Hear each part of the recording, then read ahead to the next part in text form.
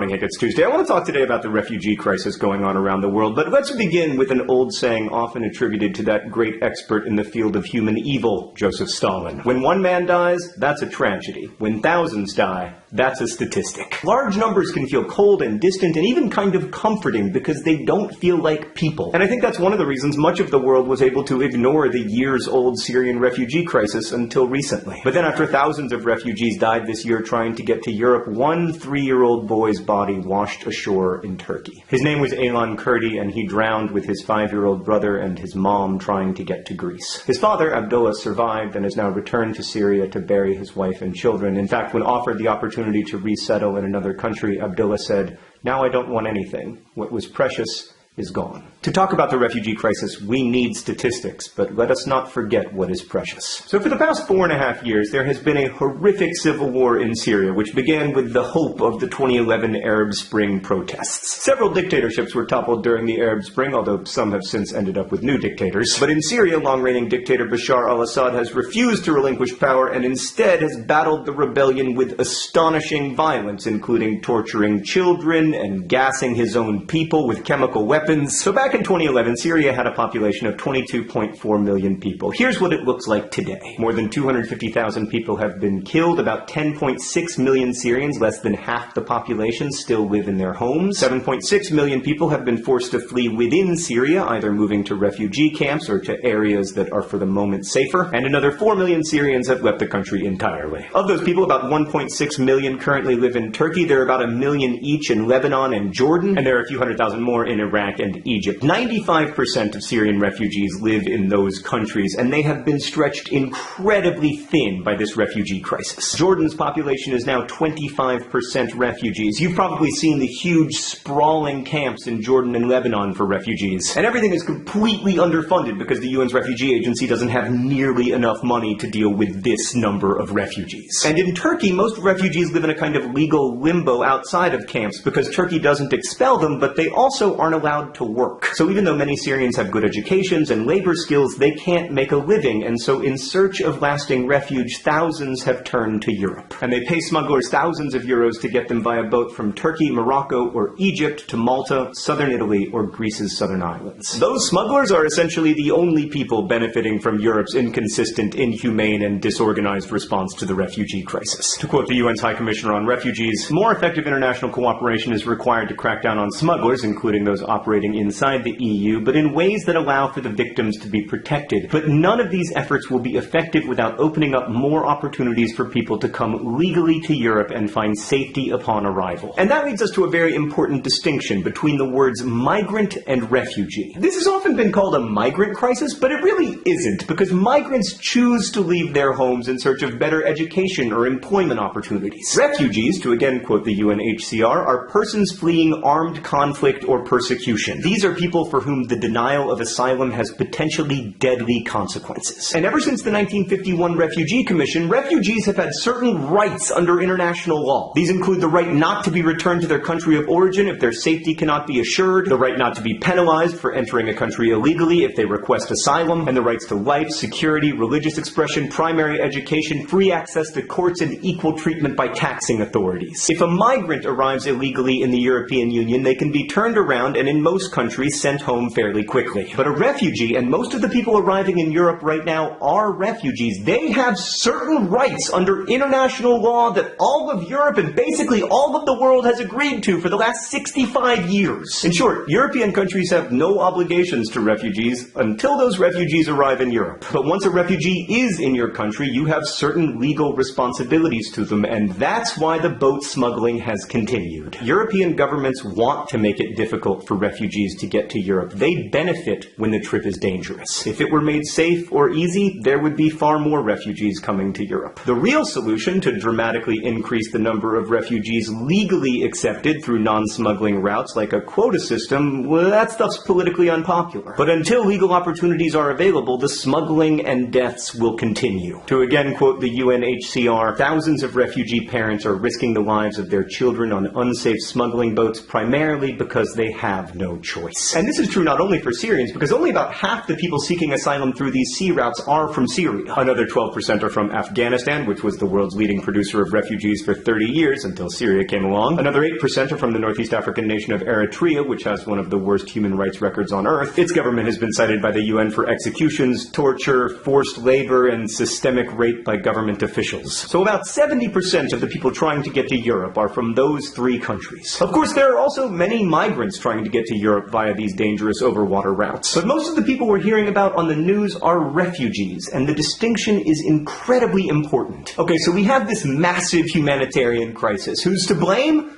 Pretty much everybody. I mean, the Assad regime definitely gets a lot of the blame. But so do Iran and Russia and China, who are providing direct or indirect support to that regime and doing very little about the resulting refugee crisis. The Arab states of the Gulf, although they've pledged financial support to Syrian refugees, have accepted zero refugees from Syria. Australia's refugee record is truly abysmal and possibly in violation of international law. Canada is accepting 30% fewer refugees than they were a decade ago. And the United States is to blame as well. We've accepted a tiny number of Syrian refugees, fewer, for instance, than Brazil. And instead of talking seriously about how to address the refugee crisis, our immigration debate has become increasingly racist and irrational. For instance, you often hear in the US and Europe that immigrants are disproportionately likely to commit crimes. But that's simply untrue. A huge body of data says that refugees and first-generation immigrants to the United States commit crimes at a much lower rate than other Americans. Okay, and then there's Europe. The truth is, the xenophobic responses to the refugee crisis seen from some European governments are just shameful. Like when Hungary's prime minister says that they must keep Muslims out of Europe to, quote, keep Europe Christian. He's not just denying the multicultural and multi-religious history of Europe, he's denying the international law that requires countries to protect and house refugees regardless of their religious beliefs. Hank, when discussing refugees, I often hear, well, it's not our problem, or we have to take care of our people. But we are one species sharing one profoundly interconnected world, and humans, all humans, are our people. And when the oppressed and marginalized die because they are oppressed and marginalized,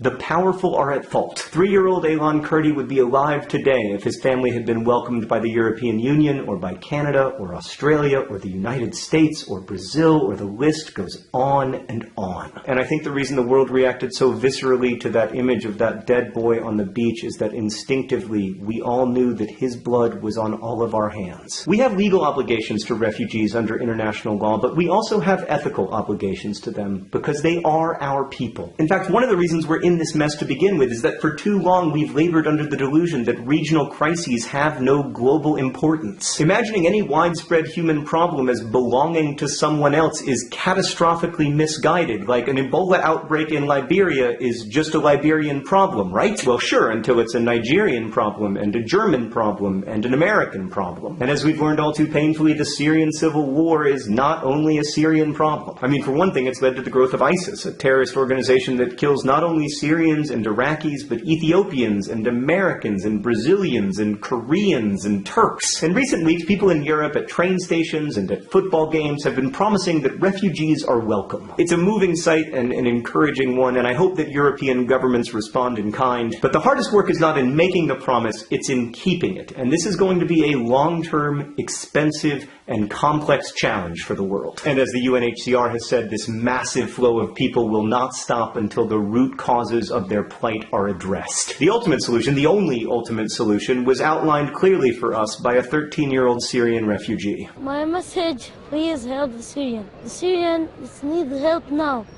You just stop the war, and we don't want to go to Europe.